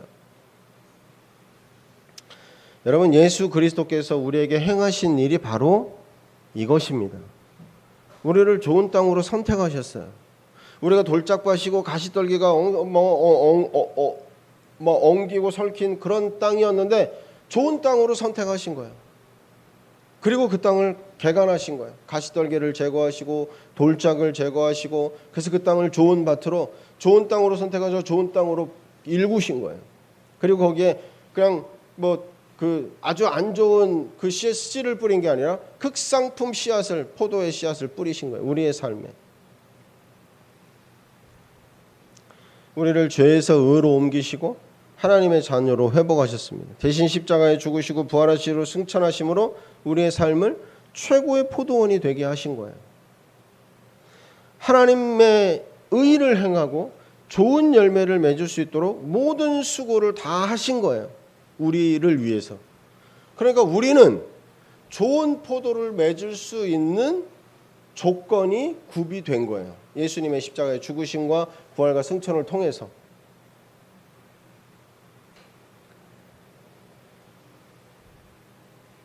하나님 나라가 우리 안에 심겨진 거예요. 그리고 이제 좋은 열매를 바라시는 거예요. 내가 너를 위해서 네가 좋은 열매 맺을 수 있는 모든 일을 내가 다 했다. 모든 수고를 다 했다. 이제 좋은 열매 맺으면 돼. 좋은 열매를 맺을 수 있어. 좋은 열매가 맺힐 거야. 나는 그 좋은 포도를 원해. 너의 삶에 좋은 열매 맺히기를 바래. 라고 하시는 거죠. 그렇기 때문에 우리가 맺을 열매는 들포도가 아니라 좋은 포도인 거예요. 좋은 포도. 우리의 삶에는 좋은 포도가 맺혀야 이게 당연한 일인 거예요. 정상적인 일인 거예요. 그리고 좋은 포도가 맺힐 거라는 거죠. 여러분, 우리는 얼마나 포도원을 잘 돌보고 있습니까? 한 해의 영적 달력이 끝나가는 이 시점에 우리는 포도원의 주인이신 하나님께 드릴 것이 있는가? 우리에게서 뭔가를 찾으시려고 요구하실 때 우린 드릴 것이 있는가? 어쩌면 이 포도원 일꾼들이 자기들이 거둔 이 열매가 아까워서 그동안 내가 수고하고 내가 노력해서 내 땀과 피를 흘려서 내가 거둔 건데 아까워서 종들을 때려갖고 빈손으로 보냈을 수도 있지만 어쩌면 주인에게 보낼 열매가 없어서 그들을 때려서 돌려보냈는지도 모르죠. 들을 게 없어서. 그 얘기는 뭡니까? 그 포도원을 제대로 관리하지 않은 거죠. 그냥 포도원에서 제대로 일하지 않고 내 마음대로 내 뜻대로 그냥 살았던 거죠. 그러니까 드릴 게 없으니까 그 주인에게 그 주인이 보낸 종을 그냥 때려서 보낸 거예요. 그리고 주인의 아들을 상속자를 죽이면 내 마음대로 살 수 있다는 거예요. 이제 뭐 일하지 않아도 되고 열매를 언제까지 보내야 되기 때문에 이 마감에 쫓기지 않아도 되고 그냥 내 마음대로 내 뜻대로 살 수 있겠구나라고 생각했을 수도 있겠죠.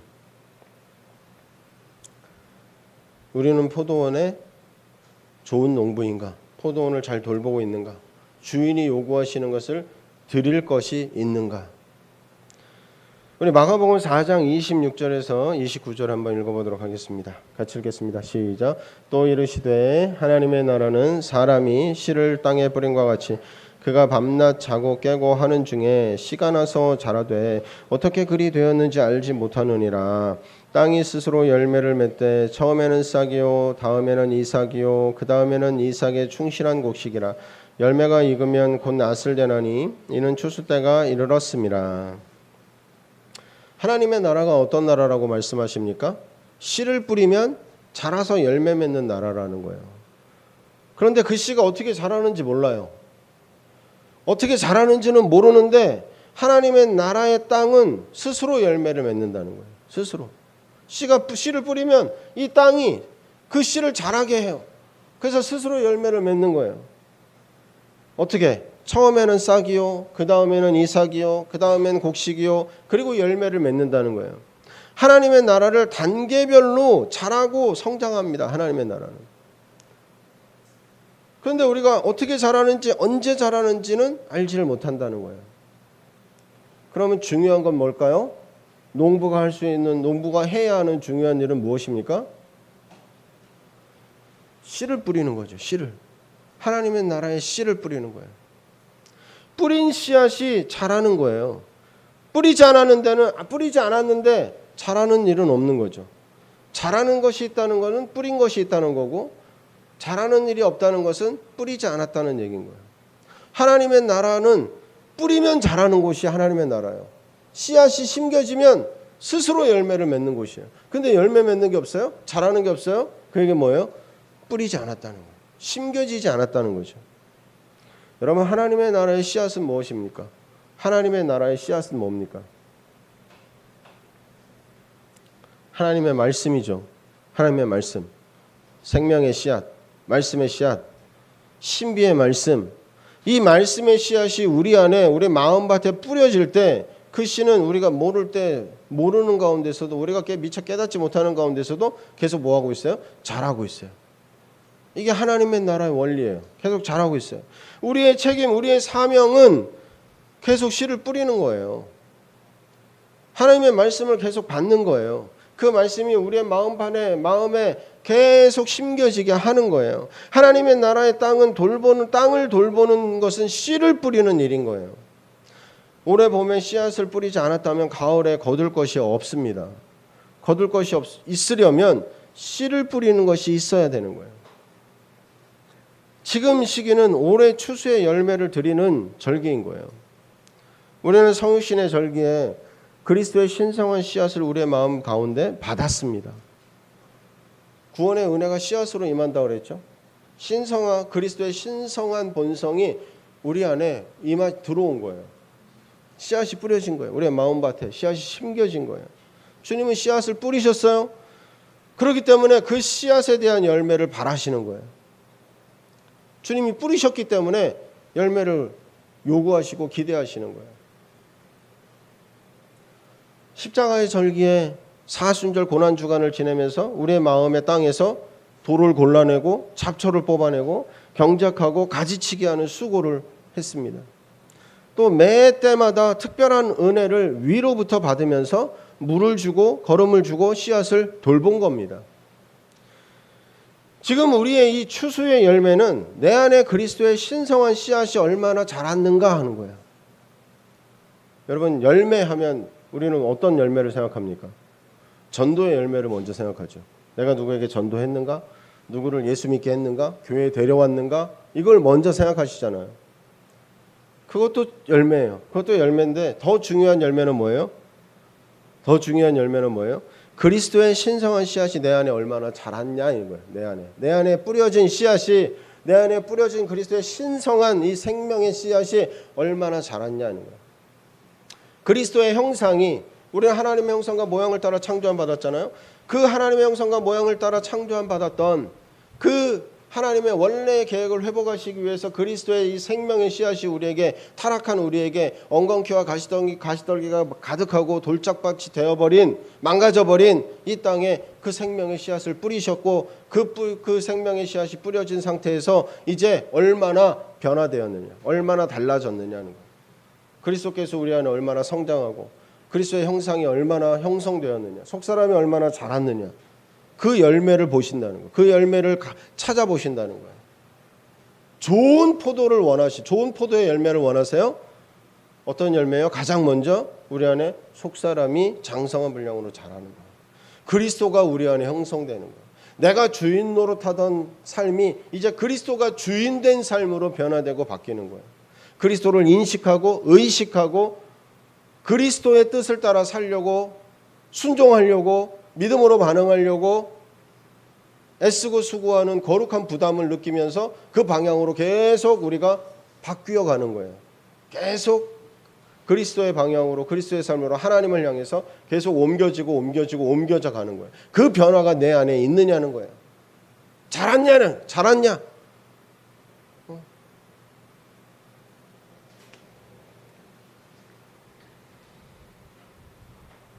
자라서 열매를 맺힌 부분들이 있는가?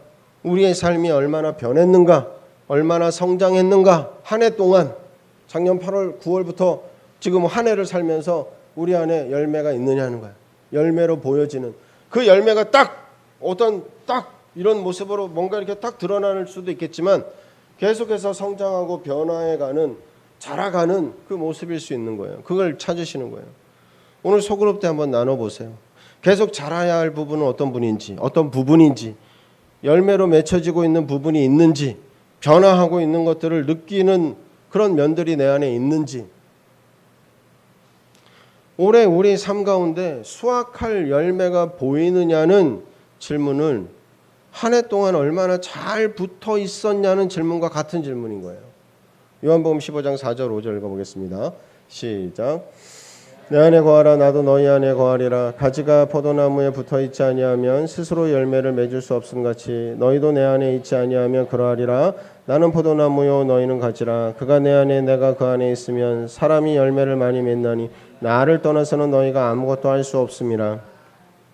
가지는 혼자서 열매를 맺을 수 없습니다. 줄기에 잘 붙어 있어야 되는 거예요. 붙어 있을 때 저절로 맺히는 게 열매인 거예요. 그러니까 가지가 열매를 맺는 어떤 액션을 취하는 게 아니에요. 뭘 더 해서 열매가 많이 맺히고 적게 맺히는 게 아닌 거예요. 가지의 사명은요, 잘 붙어 있는 거예요. 그 가지가 할 수 있는 일이고 해야 되는 일이고 가지에게 제일 중요한 일인 거예요. 잘 붙어 있는 일. 잘 붙어서 줄기로부터 오는 그 영양분을 계속 잘 받는 일이 제일 중요한 거예요. 그 가지가 해야 되는 일이고 할 수 있는 일인 거예요. 잘 붙어 있고 잘 받기만 하면 열매는 저절로 맺히는 거예요. 한 해 동안 잘 붙어서 주시는 것을 잘 받았다면 자라는 것은, 열매가 자라고 맺히는 것은 우리가 염려할 필요가 없는 거예요. 하나님의 나라는 어떤 나라라고 그랬어요? 스스로 열매를 맺는 나라라고 그랬어요. 씨앗이 심기면 우리 눈에 보이지 않지만 계속 자라는 나라가 하나님 나라라고 그랬어요.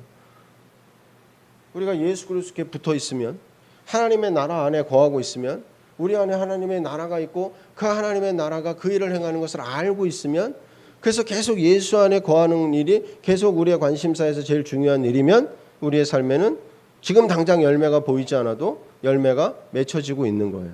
계속 자라고 있는 거예요. 계속 나타나고 있는 거예요. 다만 우리의 눈에 뚜렷하게 드러나지만 않았을 뿐인 거예요. 때가 되면 나타나 보이게 됩니다. 잘하고 있는 겁니다. 여러분을 한 해 포도나무이신 주님께 붙어있는 삶을 잘 사셨습니까? 여러분 한 해 동안 어떤 때는 떨어졌다가 붙었다 떨어졌다 붙었다 했을지 몰라도 떨어진 상태에서 계속 떨어진 상태로 있는 게 아니라 다시 또 붙었다.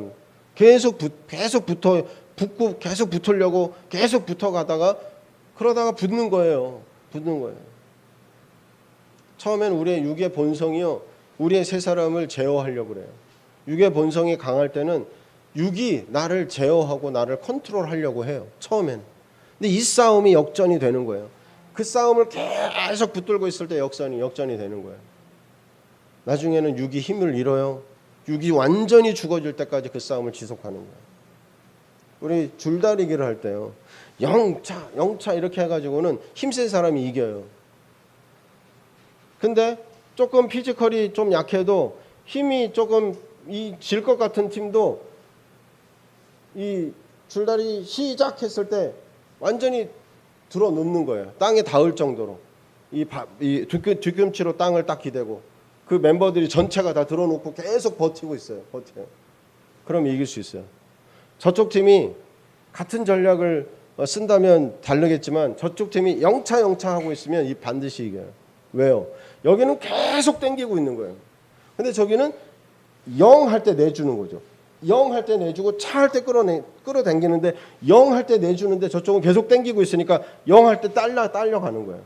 차는 조금 땡기고 0은 또 딸려가고. 반드시 이기게 돼 있어요. 계속 땡기고 있으면. 여러분 우리가 계속 붙어 있으면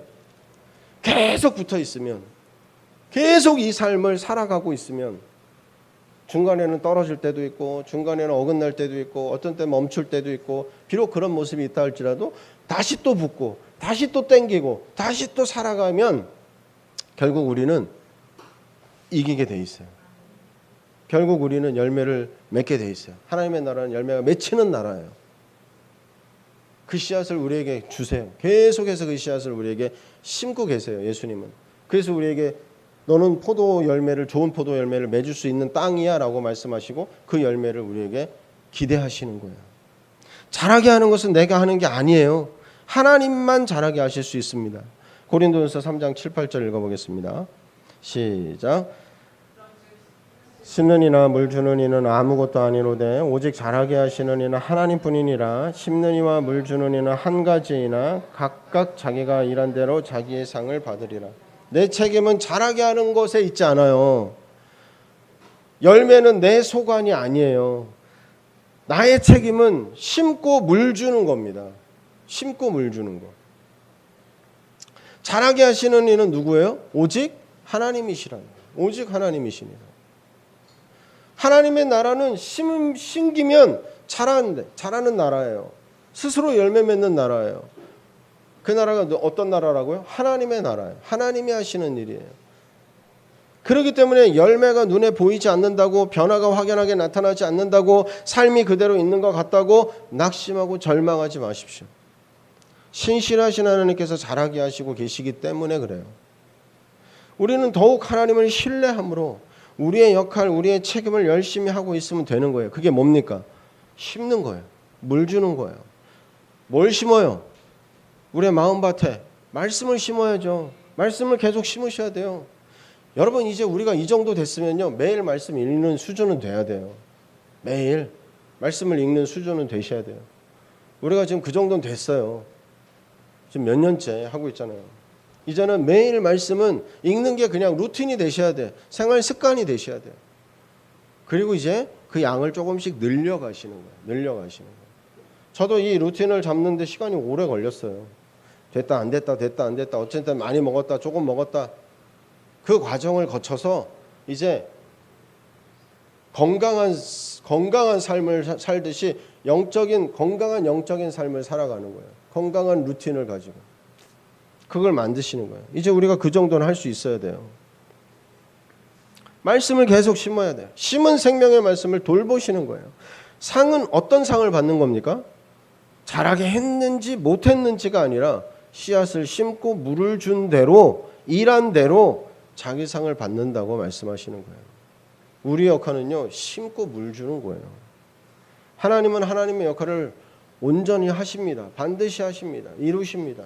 잘하게 하시는 분은 하나님이세요. 그 얘기 뭡니까? 심으면 잘하는 거는 걱정하지 말라는 거예요. 하나님, 그건 하나님이 하신다는 거예요. 우리는 뭐 해요? 심고 물 주는 일을 하는 거예요. 말씀을 먹어야죠. 말씀을 심어야죠. 내 삶에 말씀이 떨어지지 않게 하셔야죠. 이게 우리의 몫이에요. 그러면 하나님은 잘하게 하신다는 거예요. 자, 그러면 선교사의 포도원에서 하나님이 찾으시는 열매는 뭔가요? 누가복음 10장 1절 읽어보도록 하겠습니다. 시작. 그 후에 주께서 따로 70인을 세우사 친히 가시려는 각 동네와 각 지역으로 둘러 앞서 보내시며. 우리에게 맡기신 포도원은 어떤 모습인가요? 하나님께서 각자에게 맡기신 포도원은 하나님 나라에서 우리에게 주신 책임에 따라 그 모양과 모습이 다 다른 거예요. 그러니까 우리가 담당한 포도원이 획일적인 게 아니라 다 다른 거예요. 그 사람의 모습의 삶에 따라서 하나님 우리에게 그 사람에게 합당한, 그 사람에게 맞는 포도원을 맡기신 거예요. 그 얘기는 무슨 얘기냐? 예수님께서는 제자들을 파송하시면서 당신께서 친히 가시려고 하시는 곳에 앞서서 제자들을 보내셨어요. 제자들을 아무데나 보내신 게 아니라 너희들 가고 싶은 데로 가 하신 게 아니라 어디로 가야 될지를 정해서 보내신 거예요. 근데 그곳이 어떤 곳이에요? 예수님이 가려고 하시는 곳이에요. 예수님이 가시려고 하시는 곳이에요. 다르게 말하면 그곳은 어떤 곳입니까? 제자들이 보냄받은 곳은 예수님께서 장차 오실 곳인 거예요. 예수님께서 장차 오실 곳에 앞서서 보냄받았다는 거예요. 여러분, 우리는 하늘에서 보냄받은 선교사들입니다. 어디로 보냄받았습니까? 어디로 보냄받으셨어요? 어떤 분은 가정에 보냄받으신 거예요. 어떤 분은 직장에 보냄받으신 거예요. 누구는 학교에 보냄받은 거예요. 또 다른 관계나 역할의 어떤 기능에 보냄을 받으신 거예요. 근데 그 보냄받은 곳이 어떤 곳이에요? 장차 주님이 오실 곳이에요. 장차 주님이 오실 곳. 주님이 오셔서 뭐 하십니까? 계산하시는 거죠. 셈하시는 거예요. 다 심판하시고 다스리시는 거예요.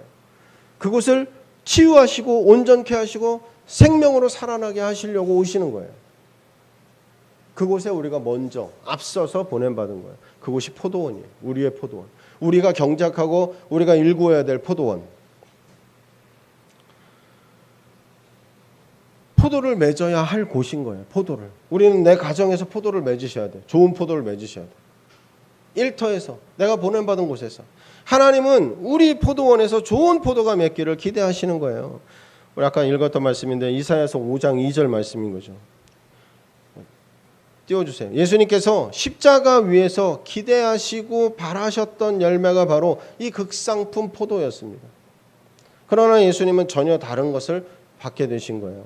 요한복음 19장 28, 29절 읽어보도록 하겠습니다. 시작. 그 예수께서 모든 일이 이미 이루어진 줄 아시고 성경을 응하게 하려 하사 이르시되 내가 목마르다 하시니 거기에 신 포도주가 가득히 담긴 그릇이 있는지라 사람들이 신 포도주를 적시내면을 우슬초에 메어 예수의 입에 대니. 이 신 포도주는요, 고대 로마 군인들이 이 신 포도주에 물을 탄 것으로 이 포스카라고 불렸대요. 포스카라는 이름으로 불린 음료였던 거죠. 그들이 마시는. 그래서 신 포도주에 식초, 물, 그리고 약간의 어떤 향료들을 섞어서 만든 음료. 이게 꽤 인기가 있었대요. 그리스 때부터 인기가 있는 그런 음료였대요. 왜 그러냐면 아마 값이 쌌던 것 같아요. 로마 군인들 그리고 하층민, 농민들이 매일 마실 수 있었던 그런 음료였고 그들이 매일 마셨던 그만큼 인기가 있었다고 그래요. 그 이유는 포도밭을 늘 가꾸는 이 로마인들이 싸게 즐길 수 있는 음료였고 또 이 포도주를 저장을 잘 못해서 부패하거나 이렇게 쉬었을 때 그 신 포도주를 이렇게 포스카로 조제해서 다시 사용할 수 있었던 거예요. 버리지 않고 음료로 사용할 수 있었기 때문에 인기가 있었고, 그리고 이 신포도주에는 칼로리와 비타민 C가 공급되어 있대요. 그래서 이 괴혈병을 예방한대요.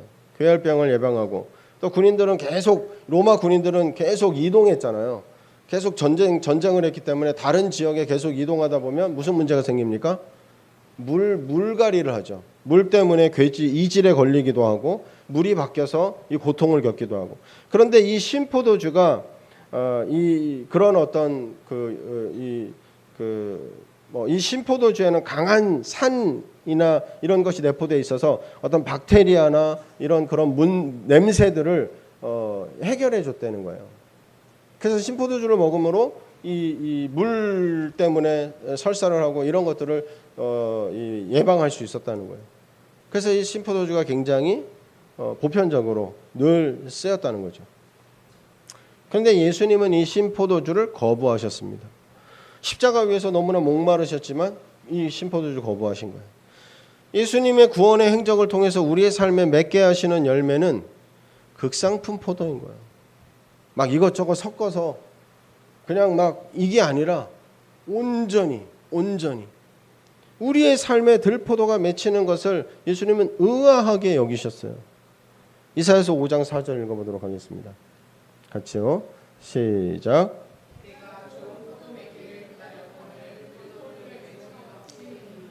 예수님께서 행하신 모든 일은 좋은 포도가 맺히는 일이셨던 거예요. 좋은 포도를 맺는 것이 어렵고 힘든 일이 아니라 이게 정상적인 일이라는 거예요. 정상적인 일. 예수님께서 우리의 삶에 그 일을 이루신 겁니다. 이미 완성하시고 이미 이루셨어요. 그걸 우리가 받았어요. 그것을 첫 기적 가운데 보여주셨습니다. 요한복음 2장 9절 읽어보겠습니다. 시작.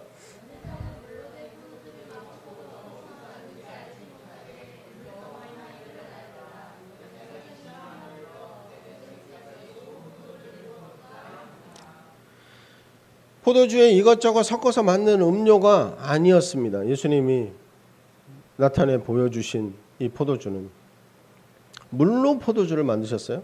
일찍이 맛본 적이 없는 최고의 포도주를 만드셨습니다. 가장 좋은 열매로 만들었을 때 나오는 극상품 포도주인 거예요.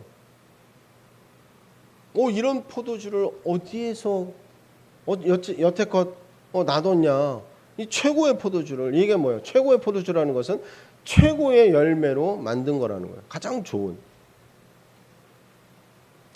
여러분, 우리의 삶은요, 물 같은 삶이었던 거죠. 아무런 맛도 없고 아무런 색깔도 없고 그랬던 우리의 삶을 최고의 극상품 포도주로 바꾸신 거예요.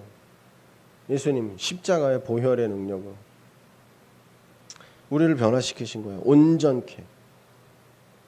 그런데 여전히 우리의 삶에 아무런 냄새도 없고 향도 없고 맛도 없고 색깔도 없는 그런 삶으로 우리가 있을 수가 없는 거죠. 그건 합당치 않은 거예요. 예수님이 우리를 변화시키시고 우리를 바꾸신 삶은요, 최고의 포도주, 최고의 향이 있고 맛이 있고 영롱한 색깔이 있고 극상품 포도인 거예요. 우리의 삶을 예수님께 드리면 드릴수록 우리의 삶은 좋은 포도주로 변화되는 겁니다. 이미 우리에게 그걸 주셨고 그게 우리의 삶을 통해서 이제 나타나 보여져야 되는 거죠. 우리가 두렵고 떨림으로 구원을 이루는 삶을 살아갈 때 그 모습이 보여지기 시작하는 거예요. 나타나 보여지기 시작하는 거예요. 우리 안에 있는 것이 충만케 차서 넘쳐 흐르는 거예요. 예수 안에서 예수께 붙어 있음으로 우리의 삶은 그렇게 변화됩니다. 요한복음 15장 1절 5절 읽어보겠습니다. 시작.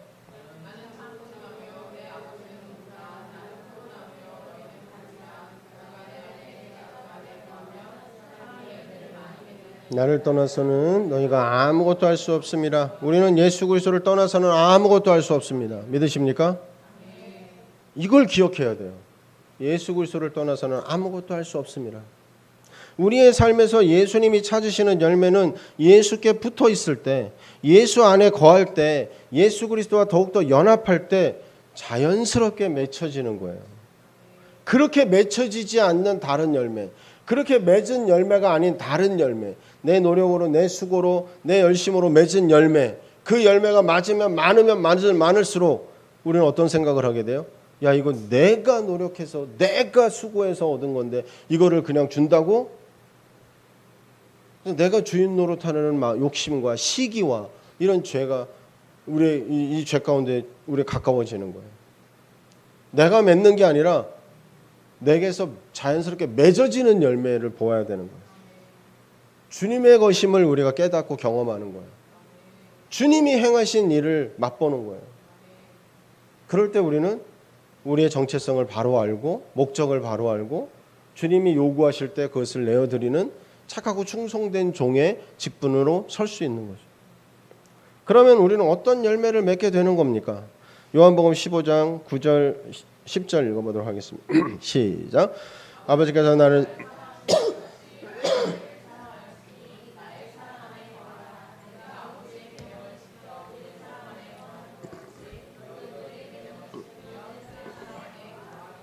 포도나무이신 주님께 붙어 있으므로 가진 우리의 삶의 끝에 맺히는 열매는 어떤 열매예요? 어떤 열매가 맺혀요? 포도겠죠. 포도나무에 붙어 있는 가지가 어떤 열매를 맺어요? 당연히 포도를 맺어야죠. 거기에 바나나가 열리고 거기에 메론이 열리고 그러면 이거 안 되는 거예요. 그 열매는 가짜예요, 가짜. 포도나무에는 포도가 맺혀야 돼요. 그러면 우리는 어떤 열매를 맺어야 됩니까? 예수 그리스도가 맺은 열매를 똑같은 열매를 맺어야 되는 거예요.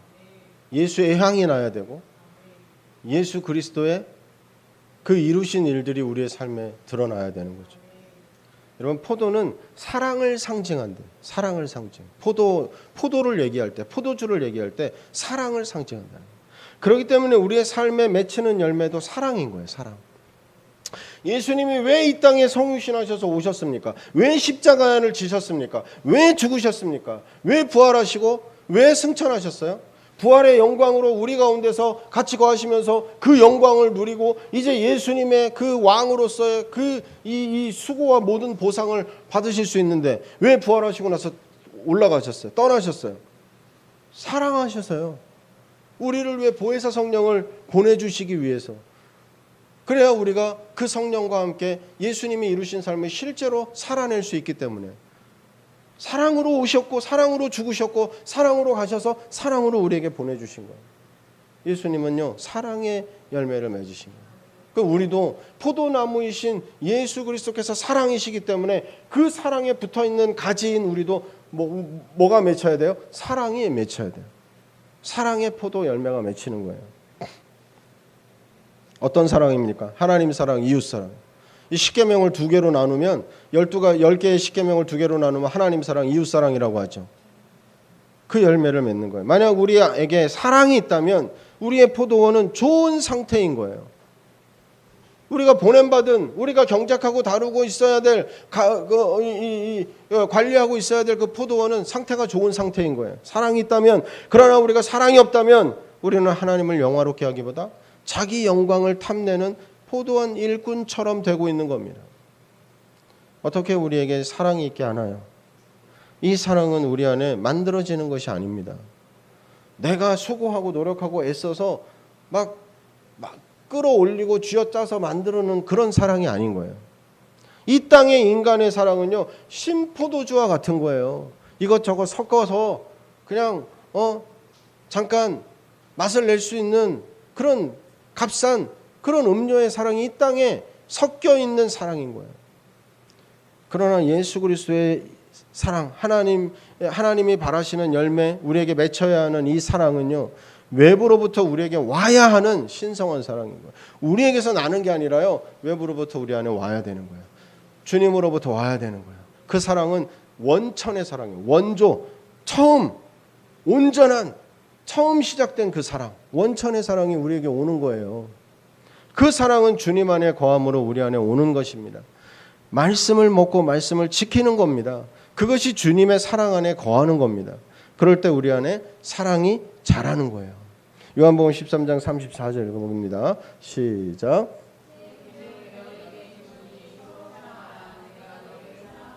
너희도 서로 사랑하라. 주님의 사랑이 신성한 사랑이 우리 안에 와야 합니다. 그 사랑이 들어오면 들어올수록 우리는 사랑할 수 있게 되는 거예요. 잘하면 잘할수록 사랑할 수 있게 되는 거예요. 아, 저는 사랑이 부족해요. 사랑이 어려워요. 사랑을 못하겠어요. 어떻게 사랑해요? 그 얘기는 뭡니까? 우리에게 와야 되는 사랑이 부족하다는 거예요. 더 많이 와야 된다는 거예요. 더 많이 받아야 된다는 거예요. 주님의 사랑이 우리 안에 더 많이 들어와야 된다는 얘기인 거예요. 내가 하는 것이 아니라 사랑이 내 안에서 하는 거예요. 내가 주님의 사랑에 연합되는 거예요. 주님의 사랑이 내 안에서 커져야 됩니다. 그 사랑이 하시는 거예요. 더욱 사랑 안에 거해야 되는 거예요. 계명을 지키는 것입니다. 말씀이 내 안에 많아져야 됩니다. 충만케 될 때 그 말씀이 내 안에서 일합니다. 나는 잘 깨닫지 못하지만 내 안에서 끊임없이 자라는 거예요. 다 이해하지 못하고 깨닫지 못해도 그 씨가 심기면 어떻게 된다고요? 하나님의 나라는 자라요. 스스로 열매 맺는다고요. 이것도 의무나 책임감이나 죄책감으로 하는 일이 아닌 거예요. 아, 이렇게 해야 되는데 저렇게 해야 되는데 사랑해야 되는데 그 이빨 바닥바닥 갈면서 참으면서 인내하면서 사랑으로 해야지, 이게 아닌 거예요. 그건 내가 노력해서 하는 사랑, 그 열매가 맺히죠. 엄청 수고해도 그런 열매가 안 맺히는 거예요. 주님의 사랑이 와야 돼요. 그 사랑이 내 안에 일하시는 거예요. 주님, 저는 사랑이 없습니다. 저는 그럴 능력이 없습니다. 오직 주님의 사랑만이 제 안에 그 일을 이룰 수 있습니다. 제 안에 그 일을 행하실 수 있습니다. 주님, 내게 부어주십시오. 아버지의 사랑을 내게 부어주십시오. 그렇기 때문에 하나님을 사랑해서 말씀을 읽으시는 거예요. 의무감으로 책임감으로 읽는 게 아니에요. 비록 그렇게 시작한다 할지라도 하나님을 사랑해서 말씀을 읽으셔야 돼요. 기도 왜 해요? 하나님을 사랑하기 때문에. 연애 편지 왜 써요? 사랑하기 때문에. 누가 연애 편지를 오늘은 10장, 오늘은 한 장 쓰기로 매주 화요일, 목요일 연애 편지 한 장 쓰기로 계획했으니까 계획표에 따라서 써야지. 이 연애 편지의 연애가 될까요? 사랑하는 마음 없이 책에서 하라고 했으니까 하는. 물론 그렇게 해서 조금씩 자라가고 발전할 수는 있겠지만 사랑하는 마음이 있으면 사랑으로 행하면 하게 되는 거죠. 하게. 기도도 사랑해서 하는 거예요. 예배, 하나님을 사랑하기 때문에 예배하는 거예요. 그리고 하나님이 우리를 사랑해 주셨기 때문에 예배하는 거예요. 그 사랑을 받았기 때문에 예배하는 거예요. 근데 이것을 알지만 잘 안 됩니다. 그렇기 때문에 아는 것을 우리가 자꾸만 기억하고 또 의도적으로, 의식적으로 훈련하셔야 되는 거예요. 여러분, 사랑도 연습해야 된다는 걸 아세요? 연습해야 돼요. 사랑도. 모르면 못해요. 봐야 되고요, 들어야 되고요, 연습해야 돼요. 그러니까 예전에 제가 그걸 좀 경험한 적이 있는데 무슨 예능 프로그램에 뭐 아버지가 아들에게 하는 것, 아들이 아버지에게 하는 것, 또는 이제 부모가 자식에게 하는 것, 이런 모습들을 보면서 아, 저렇게 하는 거구나, 저렇게 했어야 되는구나라는 거를 이렇게 그런 생각이 들더라고요. 그러니까 보고 나니까, 보고 알고 나니까 예전에 내가 보지 못하고 알지 못했을 때 했던 일을 이제 이렇게 하면 안 되는구나라고 딱 제어가 되더라고요. 그런 상황이 생길 때 딱 이 경고등이 울리더라고요. 연습하셔야 돼요. 사랑은 연습하셔야 돼요. 인간의 연습, 인간끼리도 연습하는 것처럼 하나님과 사랑에서도 우리의 연습이 필요합니다. 훈련이 필요합니다. 우리의 타락한 혼의 생각을 죽이고 영의 생각을 따라서 신성한 사랑을 구하시고 배우고 훈련하셔야 돼요. 기도하셔야죠. 아버지의 사랑을 부어주세요. 그 신성한 사랑을 맛보게 해주세요. 경험하게 해주세요. 주님, 제가 알고 싶어요. 경험하고 맛보기를 원해요. 이것은 끝까지 해야 될 일인 거예요. 주님께서 우리를 끝까지 사랑하셨기 때문에 그렇습니다. 요한복음 13장 1절 읽어보겠습니다. 시작.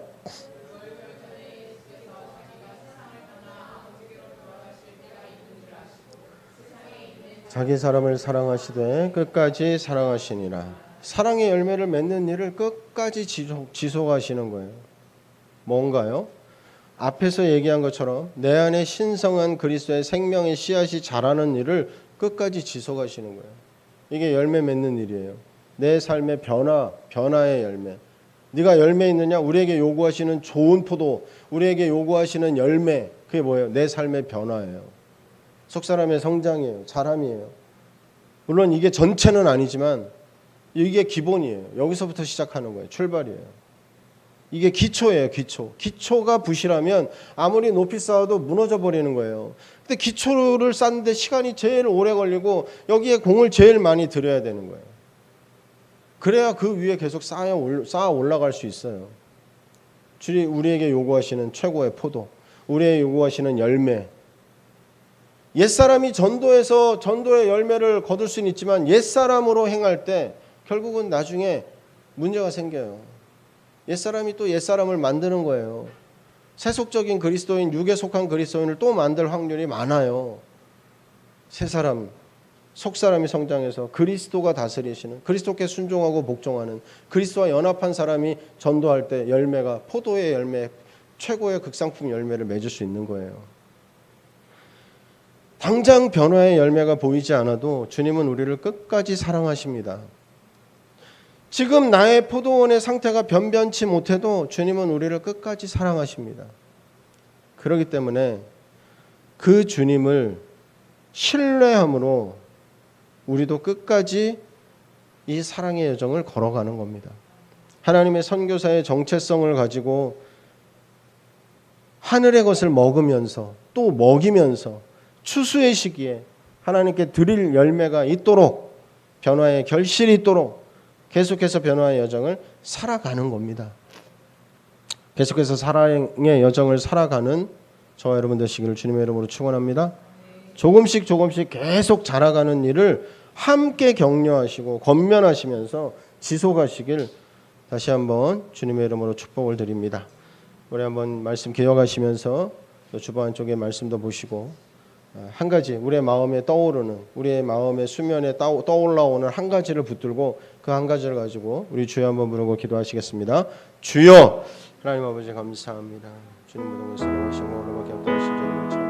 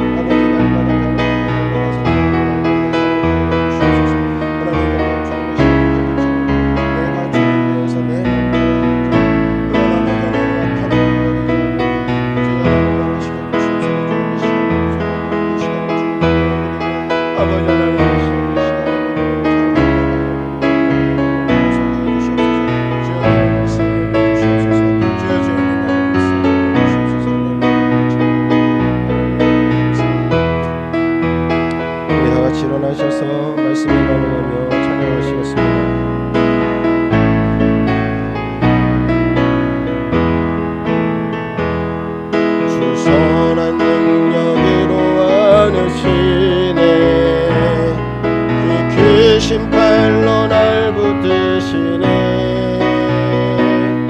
절망 속에도 흔들리지 않고 사랑하는 주 얼굴 보아리. 선한 능력으로 일어서리. 주만의 지하리 믿음으로